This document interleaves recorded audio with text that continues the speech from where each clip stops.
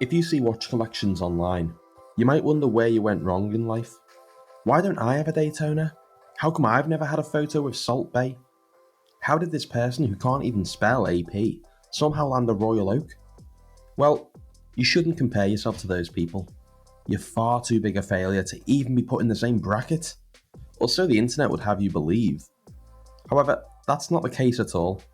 In fact, if you like watches and you're watching this channel, you're already winning, baby! A subscriber recently suggested that I show you guys my current collection.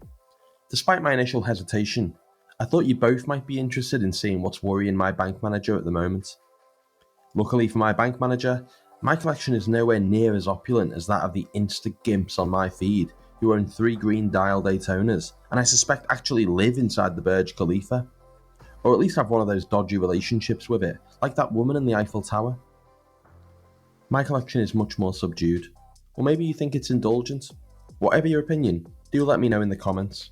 I read every single one, and though I sometimes take a while to respond, I can assure you that I'll see it, and I will likely get back to you. Provided I agree, of course. Just kidding.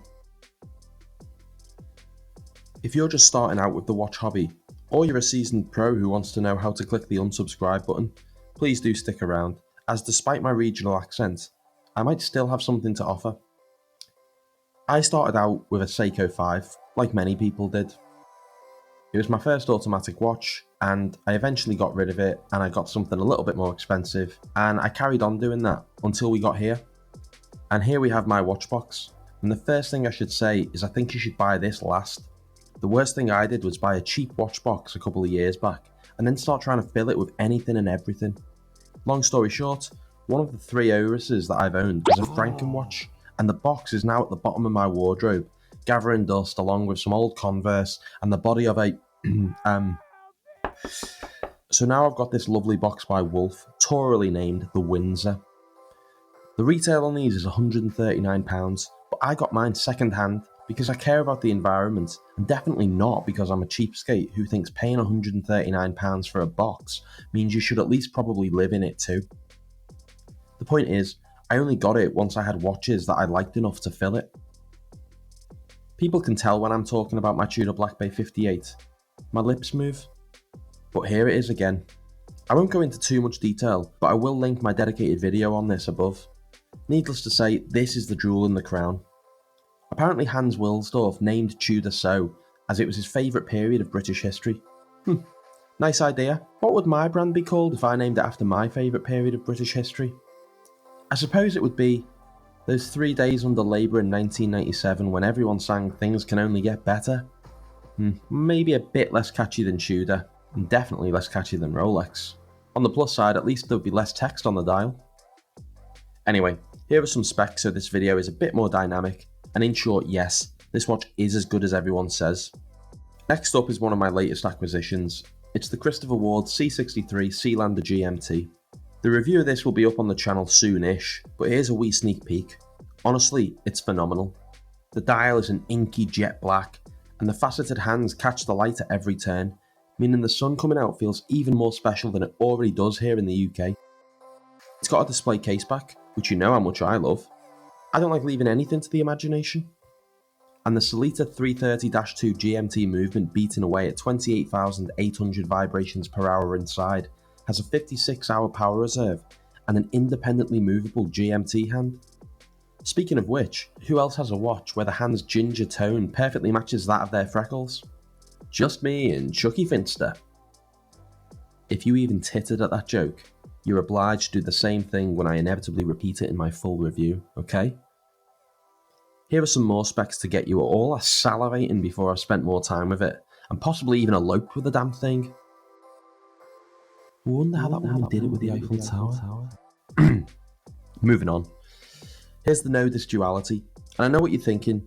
For a guy who seems to literally only flip between his parents' back garden and his bedroom, he seems to own too many travel watches. You see, the inner bezel on this compressor-style dive watch rotates, meaning you can align the hour hand with one of the numerals around the side to keep track of a second time zone. So you just simply move it to the hour of your preferred destination, and then you can move it back, especially if you're one of those OCD types about these sort of things. So you just go back to 12 like so. like, no, that's not quite, back to 12, like so, no, it's not, fuck it, that'll do. It's also equipped with a high beat movement, the Miyota 9015, meaning the Duality has a roughly 38 hour power reserve.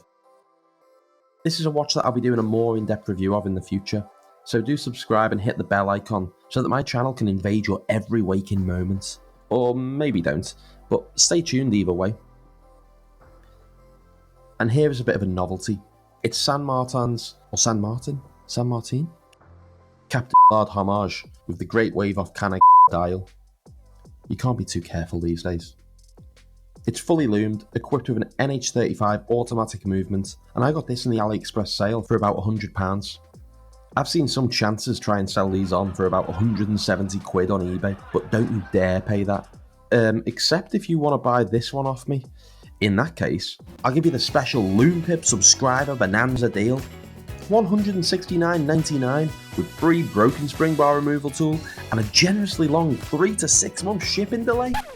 It's a divisive watch as the dial's not for everyone, but the specs are solid and so too is the price I paid. The strap's comfy, it's 200 meters water resistant, and the finishing's excellent, so what's not to like? And finally, last but not least, we have the Hamilton Khaki Field Mechanical.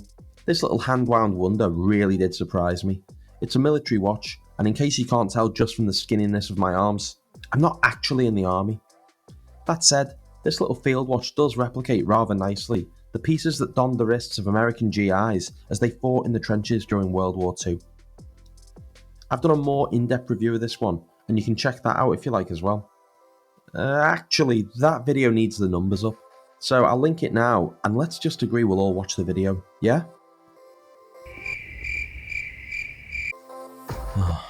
Okay, fine, you win. Here's some specs on the off chance that you haven't seen the full review. It's got some modern conveniences, such as the domed sapphire crystal, that are very much welcome, and if you can get it at the right price, it's a great addition to any collection, even if it's one that features more high-end pieces. It's a fantastic military-style watch, and if there's one thing that us Brits do well at least, it's being nostalgic about a war we didn't fight in and weren't alive to see, but still feel like we played some sort of role in, and this watch will help you do just that. So there it is, that's my collection. Or as that Kevin guy on Teddy's videos would say, while we all cringe and scream into the abyss, that's my collection. It's pretty simple, and as you can see, I do like dive watches, and frankly, I'm not invited to places anywhere near fancy enough to justify owning a dress watch. Despite that omission, I still think it's varied enough for now. So how much does this 5-watch collection come to in total? Well, I've tallied it up, and it comes in at £4,655 or $6,465. That's if you pay full retail price and you get the AliExpress one in the sale. Okay, so certainly not cheap, but I got to this point mainly by buying lower cost pieces and then trading up, very much like my girlfriend did before she found me. I also bought savvily online, and I looked for sales and eBay finds. I bought my Blackberry 58 over 2 years ago, and that's the one watch that'll likely still be here in another 2 years' time. I've still got lots of things that I'd like to add to the collection, but I want to know what you think should be there. Please let me know in the comments, and tell me what you've got in your collection, or what that dream collection would be. And do subscribe for more of this sort of thing, as well as the chance to be mentioned personally in my next therapy session. Thanks for watching, I'll see you next time.